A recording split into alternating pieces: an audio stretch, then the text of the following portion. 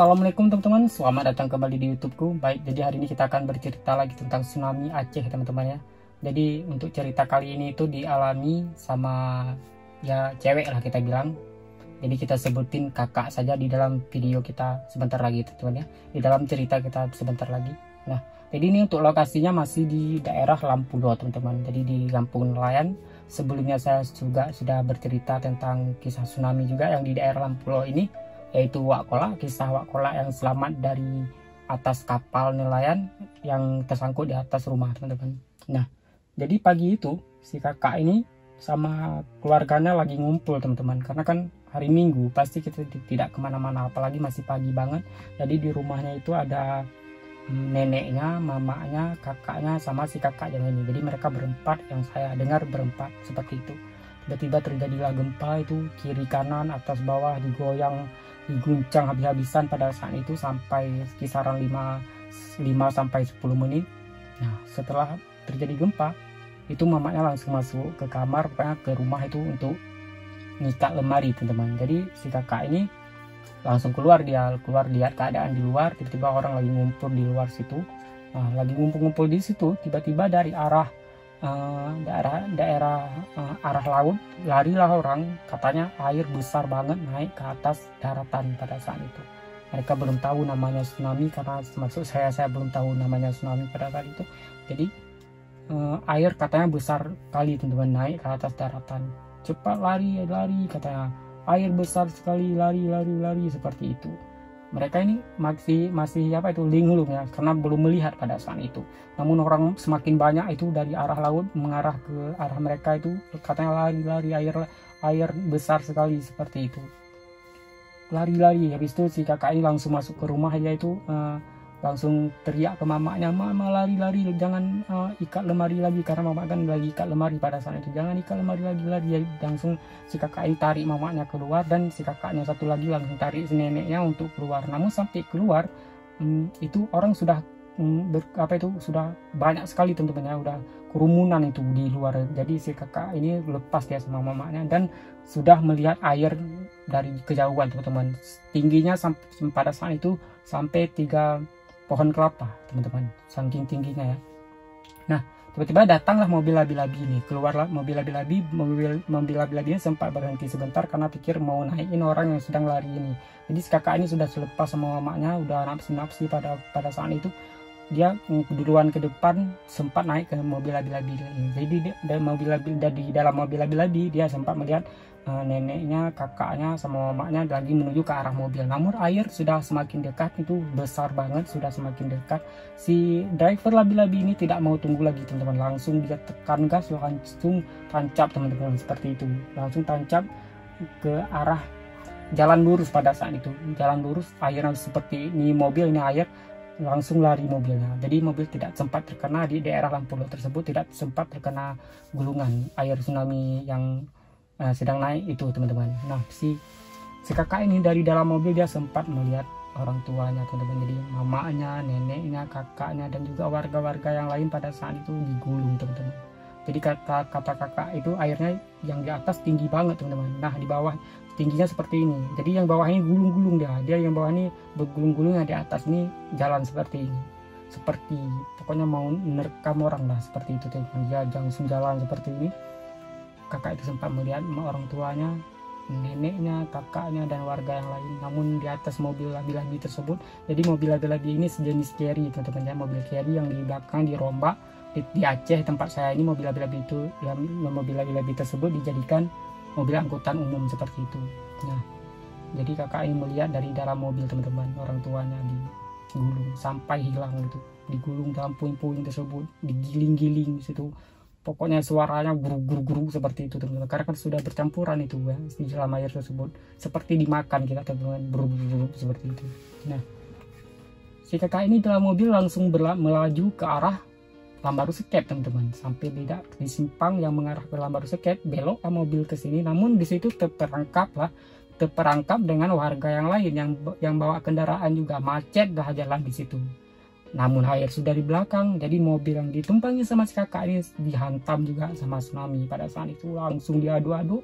Si kakak ini tempat loncat pada saat itu. Jadi si kakak ini tidak sempat teradu-adu dalam mobil lagi ini, dia langsung loncat keluar, sempat berenang dalam puing-puing tersebut dan megang pohon kayu teman-teman. Nah kayu dia langsung manjat dan sampai ke atas atap rumah orang. Nah di atas atap ini si kakak ini melihat semua kejadian di bawah teman-teman, karena air nggak sempat naik sampai atap rumah tersebut pada saat itu. Kakak ini sempat melihat semua orang digiling sama ya berbagai macam deh, sama mobil sama kereta itu bercampur aduk, atap rumah orang, beton-beton itu diaduk semua teman-teman. Suaranya pun kalau kita dengar pasti ketakut banget teman-teman, karena kan pasti guru pokoknya aduh campur aduk teman-teman. Mau bisa berenang kali pun kita kalau airnya model seperti itu pada saat itu tidak akan selamat teman-teman. Jadi yang selamat ini adalah orang-orang beruntung deh pada saat itu. Nah mereka dari di atas atap itu sampai duduk melihat semua, merasa semua hari itu kayaknya seperti sudah kiamat. Kakak itu sendirian di atas rumah itu melihat semua orang sudah jadi mayat di bawah. Airnya pun mulai surut. Nah setelah surut pun si kakak ini belum turun ke bawah teman-teman. Itu sampai jam 2 si kakak ini masih di atas loteng rumah. Nah setelah jam 2 ini baru deh kakak ini melihat orang-orang yang lagi jalan mengarah kota. Nah di situ kakak ini udah merasa tenang, karena sepertinya ini bukan kiamat, bukan ketinggal sendirian pada saat itu. Masih ada kehidupan, masih ada warga lain yang selamat.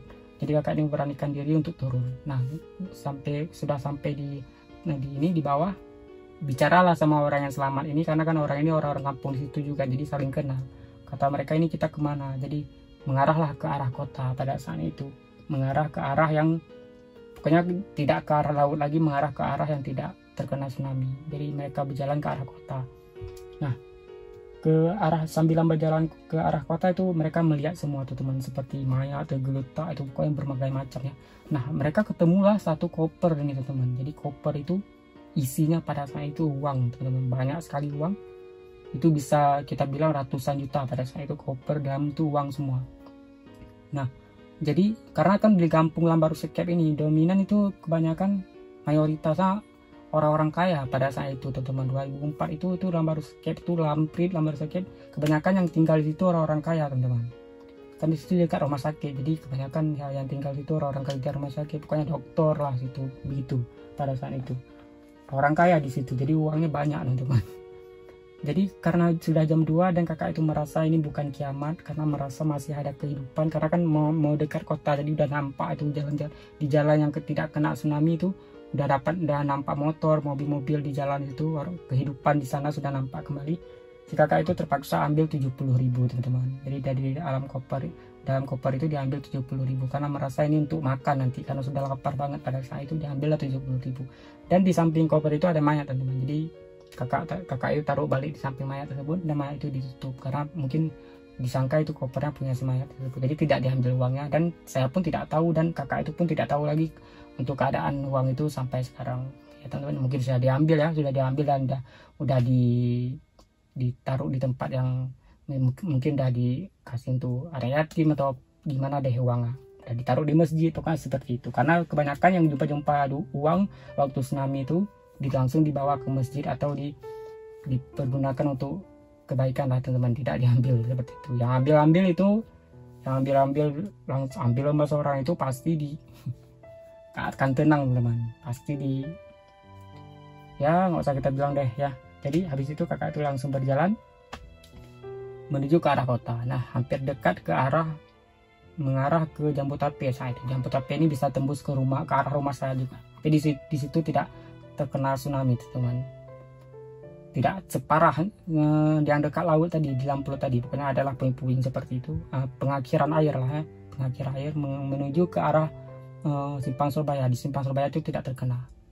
Nah kakak itu melihat mobil tentara lewat. Nah jadi kakak itu sama kawannya yang orang lain ini yang sempat selamat naik ke mobil tentara ini, dibawalah ke Lambaru teman-teman. Jadi Lambaru ini Aceh besar, tidak terkena tsunami juga.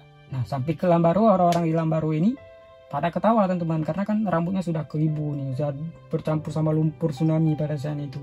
Dikira orang ini orang gila teman-teman. Kenapa seperti itu? Saking tidak tahunya orang di Lambaru tersebut kalau di kota Banda Aceh terkena tsunami pada saat itu. Orang di Lambaru ini tidak tahu terkena tsunami, di Banda Aceh ada tsunami.